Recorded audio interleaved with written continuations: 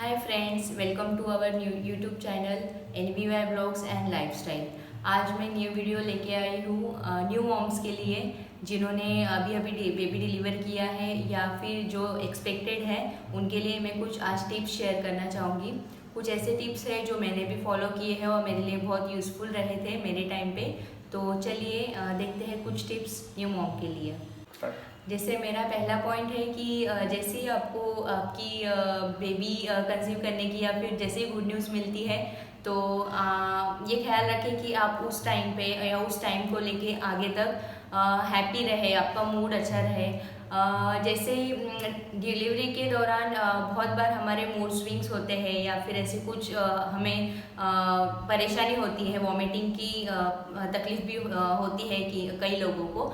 तो इसलिए मैं सिर्फ इतना कहना चाहूँगी कि आप ज़्यादा से ज़्यादा पॉजिटिव थिंकिंग करें, अच्छे वीडियोस देखें जिससे आपको हैप्पी फील हो, जो आपको अच्छा लगता है वो वीडियोस, या फिर कोई अच्छी म्यूज़िक सुने। गर्भ संस्कार म्यूज़िक भी सुन सकते हैं, वो बेबी के लिए भी काफ़ी अच्छा रहता है।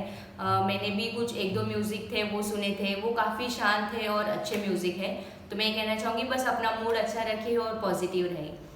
अगली टिप ये है कि मैं कहना चाहूँगी स्ट्रेच मार्क एक ऐसी थिंग है कि डिलीवरी के बाद हमें पता चलता है कि उससे कैसे हम छुटकारा पा सकते हैं। बट मैं ये कहना चाहूँगी कि जब से आप बेबी कंसीव करते हो या फिर आपका बेबी बम्प दिखने लगता है तभी से आप स्ट्रेच मार्क्स के लिए कुछ उपाय करना चालू कीजिए। जैसे मैंने मेरे टाइम पे एक रोज संतुलन ब्यूटी ऑयल लगाना चालू किया था। उससे मैं हल्के से पेट पे मसाज करती थी ताकि स्ट्रेच मार्क्स का जो भी इम्पैक्ट है वो कम हो। तो मैं सजेस्ट करूँगी आप डॉक्टर के सजेशन से या फिर कोई अपना फ्रेंड है जिनको आप जानते हो अच्छे से और उनको कोई क्रीम का, स्ट्रेच मार्क क्रीम का असर अच्छा हुआ है तो आप वो भी चालू कर सकते हैं। बस इतना ध्यान रखिए कि जब आप बेबी कंसीव करते हो डिलीवरी के पहले स्ट्रेच मार्क क्रीम लगाना बहुत उपयोगी रहेगा। मेरी तीसरी टिप ये है कि आफ्टर डिलीवरी ऑफ बेबी हमारा बॉडी बहुत थक जाता है क्योंकि मम्मी ऐसे एक फेज से गुजरती है जहाँ पे उसको बहुत पेन सहना पड़ता है ड्यूरिंग डिलीवरी और उसकी बॉडी बहुत थक जाती है, टायर्ड हो जाती है। तो मैं ये बिल्कुल सजेस्ट करूँगी कि न्यूली मॉम के लिए मसाज, फुल बॉडी मसाज बहुत ज़रूरी बात है। या तो आप किसी से मसाज करवाइए जिनको पूरी तरह की जानकारी है कि मसाज कैसे किया जाता है, या तो आप प्रोफेशनल लेडी कोई हायर कीजिए जो डिलीवरी के बाद न्यू मॉम को मसाज करती है। मेरे टाइम पे मैंने 1 मंथ तक मसाज लिया था। कोई लेडी है हमारे पास, वो प्रोफेशनली मसाज करती है, उनसे लिया था। बेबी को भी मसाज के लिए आप शुरुआती दिनों में ऐसे किसी जानकारी को रखिए जिनको पता है कि कितना प्रेशर लगाना चाहिए बेबी मसाज के लिए और किस स्टेप से करना चाहिए। या फिर हमारी दादी या फिर बेबी की नानी, उनको अगर सही तरीका पता हो तो आप उनसे भी सीख सकते हैं। मेरी अगली टिप ये रहेगी कि बेबी होने के बाद न्यू मॉम को नींद की बहुत तकलीफ हो सकती है। जैसे मेरे टाइम पे मेरा बेबी जल्दी नहीं सोता था, लेट नाइट तक अवेक रहता था, तो मेरी नींद बिल्कुल पूरी नहीं होती थी। तो आप एक रूल फॉलो कीजिए, जब भी बेबी सो जाए तो आप भी रेस्ट कीजिए। ऐसा मत करिए कि बेबी सोया है और आप कोई दूसरी जगह पे एंगेज हो। तो मैं सिर्फ इतना सजेस्ट करना चाहूँगी कि बेबी सो रहा है तो आप भी अच्छे से नींद लीजिए, तो उस वजह से आपकी नींद भी पूरी हो पाएगी और आपकी भी बॉडी टायर्ड ज़्यादा नहीं होगी। नेक्स्ट पॉइंट ये है कि मैं ये टिप देना चाहूँगी कि डिलीवरी के दौरान हम कुछ 10 से 12 किलो वज़न हम बढ़ा लेते हैं या फिर हमारा वज़न बढ़ जाता है। तो मैं कहना चाहूँगी डिलीवरी के बाद, बेबी डिलीवरी के बाद हमारा एकदम से वज़न कम नहीं होता है, क्योंकि ज़्यादा से ज़्यादा बेबी का वज़न 2 से 3 किलो कम होता है और कुछ लिक्विड्स नॉर्मली ज़्यादा वज़न कम नहीं हो पाता है उससे। तो मैं ये सजेस्ट करूँगी कि आपके स्टिचेस फुल्ली अच्छे और रिकवर होने के बाद आप स्लोली वॉक करना शुरू कर सकते हैं, वो आपके लिए बहुत बेनिफिशियल रहेगा। और मैं कहना चाहूँगी जैसे योगा या एक्सरसाइज के लिए आप ज़रूर डॉक्टर को कंसल्ट कीजिए। मेरे हिसाब से 3 या 4 मंथ्स के बाद आप एक्सरसाइज या योगा फॉलो कर सकते हैं। धीरे धीरे कीजिए, ये ध्यान रखिए कि आपके स्टिचेस रिकवर होने के बाद ही आप एक्सरसाइज या वॉकिंग शुरू कर रहे हैं। मेरी नेक्स्ट टिप ये है कि आप वाटर जब डिलीवरी के बाद जब भी पानी पियोगे तो आप वो लुकवार्म वाटर पिए और ज़्यादा से ज़्यादा आप ट्राई करिए कि आप अजवाइन या जीरा इन 2 चीज़ों का आपके पानी में उपयोग करें।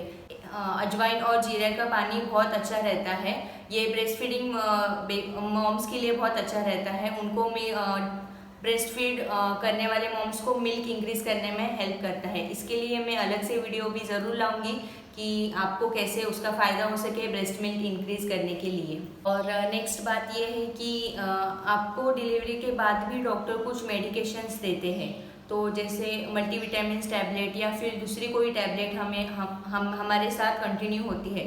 तो मैं ये कहना चाहूँगी कि एक छोटा सा आप मेडिकेशन बॉक्स रेडी रखिए, कोई भी एक छोटा बॉक्स जिसमें आपकी मेडिसिन रेडी हो और वो आपके सामने रहे, क्योंकि कभी कभी बेबी की देखभाल करते करते हम अपना मेडिसिन लेना भूल जाते हैं। तो अगर ऐसे एक मेडिसिन बॉक्स आपके सामने रहेगा तो आप टाइम टू टाइम वो मेडिसिन ले सकते हैं। नेक्स्ट टिप मैं ये कहना चाहूँगी कि आप अपने खाने के ऊपर और अपने खुद के ऊपर काफ़ी ध्यान दें। आफ्टर डिलीवरी हमारी बॉडी रिकवरी करने के लिए हमें अच्छा खाना बहुत ज़रूरी है, तो खाने में आप अच्छा खाएं। मैं सजेस्ट करूँगी कि आपका खाना ज़्यादा तीखा ना हो, क्योंकि वो आपके बेबी के लिए सही नहीं रहेगा।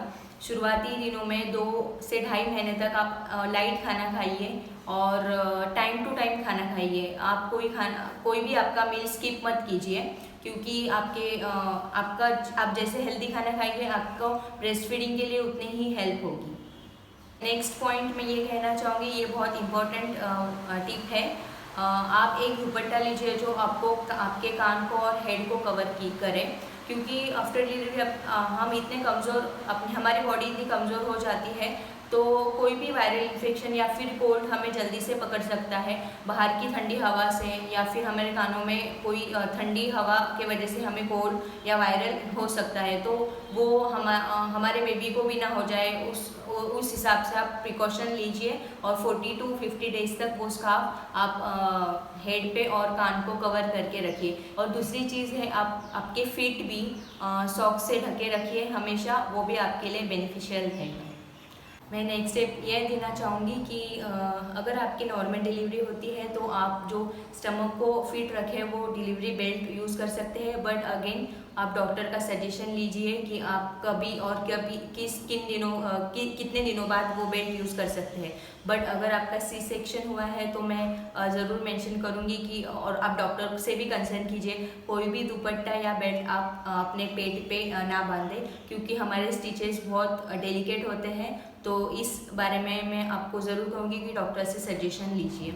और नेक्स्ट टिप है, जब हमारी बॉडी और हम डिलीवरी के बाद बहुत कमज़ोर हो जाते हैं तो हम अपने खाने पीने पे बहुत ध्यान रखिए। तो कुछ स्नैक्स आइटम्स है जो आपके लिए बहुत हेल्दी और तुरंत मिल सके ऐसे अवेलेबल हो, आप ध्यान रखिए, क्योंकि ड्यूरिंग ब्रेस्ट फीडिंग मॉम्स को भी बहुत बीच बीच में भूख लग सकती है। तो जैसे कोई ड्राई फ्रूट्स के लड्डू आप अपने लिए बना के रखिए, या फिर कोई स्नैक्स जो जल्दी बन सके और आपके लिए हेल्दी हो। उसमें एक सजेशन है कि मखाना भी आपके लिए बहुत अच्छा रहेगा। और अपनी जो पारंपरिक रेसिपी है आपकी मॉम्स या फिर दादी भी आपको बताएंगी, गेहूं का मीठा हलवा जो गुड़ डाल के और ड्राई फ्रूट्स डाल के भी हम बना सकते हैं, वो डिलीवरी लेडी के लिए बहुत अच्छा रहता है। नेक्स्ट टिप ये है कि मैं बताना चाहूँगी, हम न्यू मॉम्स ब्रेस्ट फीडिंग के लिए बहुत टाइम एक ही जगह पे बैठे रहते हैं, जैसे 40 to 45 मिनट भी ड्यूरेशन हो सकता है ब्रेस्ट फीडिंग सेशन का। तो मैं सजेस्ट करूँगी कि कोई एक अच्छा ब्रेस्ट फीडिंग पिलो या फिर ब्रेस्ट फीडिंग पैड्स जो अवेलेबल है मार्केट में, आप वो ले सकते हैं, क्योंकि वो आपको बहुत हेल्पफुल रहेंगे आपका सिटिंग पोजीशन के लिए भी, और आपका बेबी भी उस पिलो पे कंफर्टेबल रहेगा। और लास्ट टिप मैं ये कहना चाहती हूँ कि आपका पर्सनली डॉक्टर का नंबर और बेबी के लिए भी जो डॉक्टर आप रेफ़र कर रहे हैं उनका नंबर आप हैंडी रखिए। कभी भी आपको उनको कॉल करने की ज़रूरत हो सकती है, तो आप ध्यान रखिए कि आपके मोबाइल में एटलीस्ट वो नंबर सेव हो। तो यस, और आपका न्यूली मदरहुड अच्छे से एंजॉय कीजिए। और मैं कहना चाहूँगी कि अपने बेबीज़ की सारी मेमोरी जो भी आप कैप्चर कर सकती हैं, उसके फ़ोटोज़ उसके वीडियोज़ आप ज़रूर रखिए अपने साथ, अपने मोबाइल का और इस्तेमाल अच्छे से कीजिए उसके लिए। ये सब मेमोरीज़ आप जो आपके बेबीज़ बड़े हो जाएंगे तब हमें वो वीडियो देखने के लिए बहुत मज़ा आता है। तो आज के लिए इतना ही, नमस्ते।